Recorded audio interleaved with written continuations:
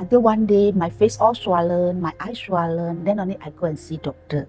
Immediately, doctor asked me to do a biopsy, and then the result come out is Urticarial Vasculitis and autoimmune disease. This is a very rare autoimmune disease.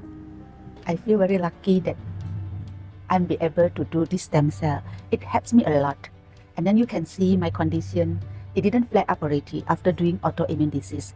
Those days before doing stem cell, I eliminate a lot of trigger food, like wheat, everything, but it still flare up. Now I still can eat food that contain wheat, but it's it control amount lah. It's not that exaggerate.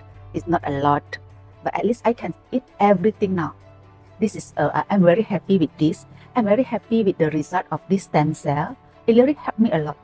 The most important is really helped me with my flare up. So I'm free from flare up. And then the second things I feel like my skin improved lah.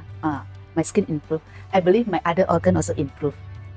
So my recent blood test, everything is good. I'm very happy and satisfied with this incredible result from stem cell. I really want to thank Laureate, Madam Mary, and all the teams for bringing in like such good quality stem cell. And then as you can all see, it really helps me. I'm very, very happy and satisfied with it.